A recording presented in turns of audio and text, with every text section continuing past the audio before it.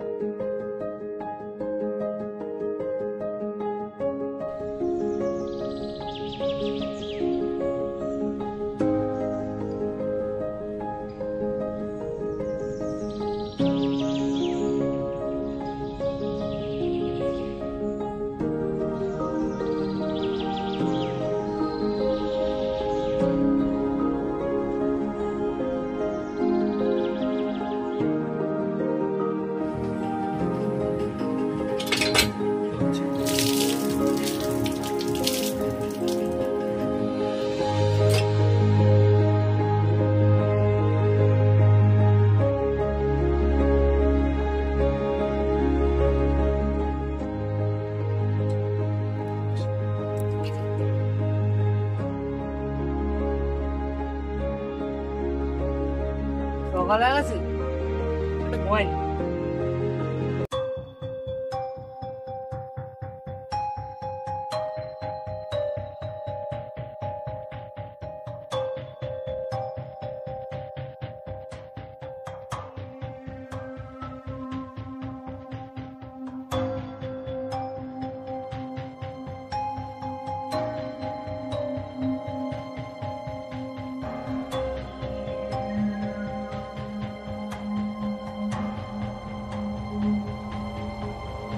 জানিস ভাই এখনকার দিনে ছেলেপেলেগুলো না পড়াশোনা করতেই যায় না। আর আমাদের একটা সময় ছিল, বৃষ্টি হতো না, সেই সময় যে বিদ্যুৎ চমকাতো, তার মধ্যে 4-5টা চ্যাপ্টার শেষ করতো। টিভিতে বসে আমরা সিনচ্যান দেখছিলাম, তখনই আমার মনে গুগল ম্যাপ পপ আপ হয়েছে। জানিস ভাই কালকে যা খেলা দেখতে আমি বুঝলাম ওরা এখন আসলো না? না, দেখ এখনই চলে আসে। ওই তোর আসছে ভাই, আয়। এই তোরা 2 বার তো দেরি করলি কেন? এবার একটু 2 নম্বর কাজে দিলাম, সেই পেশার আইসি তাই। তুই আইসিস ঠিক আছে, তো 2 নম্বর কাজ ছিল, মানে তুই দেরি করে আইসিস, কিন্তু ওরে নিয়ে এলি কেন এই ভূতির মালটারে? সৌভিক তুই এই জীবনে প্রথম একটা ভালো কথা বললি, আমি তো আর তোর একটা বড় বোন তুই ওকে নিয়ে এসেছিস। এমনি চাতা ও সব কাজে ভয় পায়, মানে যা করতে হবে মা মা মা, ওই নিয়ে আসলি কেন তুই? আরে এইসব ব্যাপার ছাড়, যে আলোচনা করতে হয় সেই আলোচনা কর। তাহলে তোদের বলছি, তোরা কালকের ব্যাপারটা নিয়ে কিছু ভাবলি কিছু? হ্যাঁ শোন, আমরা যাবো ঠিক আছে, কিন্তু কেউ বাড়িতে বলে যাবো, মা বাবাকে না বলে তারপর আমরা যাবো, ঠিক আছে? আর টেনশন নিবি না, যা যা জিনিস দরকার পড়বে আমি নিয়ে নেবো। এ ভাই আমার যা মনে হচ্ছে আমরা ওখানে প্রথমবার যাচ্ছি, ওইখানে জানিস তো অনেক ভুলভাল জিনিস আছে সবাই যে বলে, তাহলে আমার যা মনে হয় ওইখানে সবার প্রথম দিনের বেলা গিয়ে আমাদের দেখা আসা উচিত যে কোথায় কি আছে, তারপর আমরা রাতে যাবো। ঠিক আছে, আমি বাড়ি যাই, আমার মায়ের বকা দেবে। যা তুই বাড়ি চলে, তোর এমনিতেও কোনো কাজ নেই। কি কবো এই একটা ভিতরে আনলে হয়? ভিতু আর কিপটা মাল দেখছি ওরে বুঝলি, কি বলবো ভাই, কি দেবে ভিতু আর 1 টাকা বেরোয় না।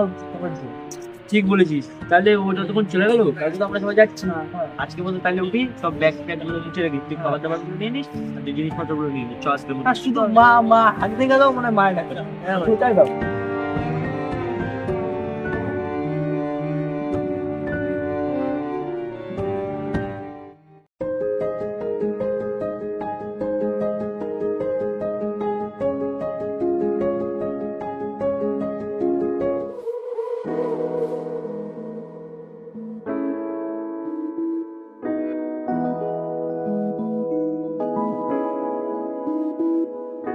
দেখতে দেখতে বয়ে গেছে সময় হাওয়ার মতো, উল্টে যাচ্ছে হিসেব অনেক, হচ্ছে ভুল কত।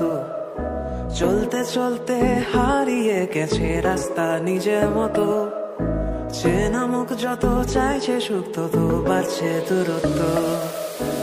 এলোমেলো কত কথা আসে যায়। এ ভাই আমি না বাড়ি যাই, হ্যাঁ অনেক দেরি হয়ে গেছে, না আমার মাসি মারবে না। বুঝছিস সুদীপ, তুমি না কুপাসের মধ্যে এমন একটা ছেলে যে মা ছাড়া কিছু বোঝেই না।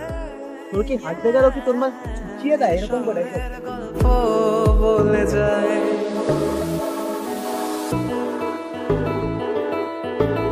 ভুলতে বসা অঙ্ক টাকার ভাঙছে ঘর যত, ব্যস্ত সময় বন্দি হৃদয় জমছে না আর কত। উড়তে থাকা বিকেল গুলো উড়ছে তুলোর মতো, বলকা মেঘের এক চালাতে গলছে আকাশ তত। এলোমেলো কত কথা আসে যায়, বারে বারে যেন ওরা ডাক পাঠায়। অলি গলি গাড়ি ঘোড়া দায় বায়, ও এ শহরের গল্প বলে যায়।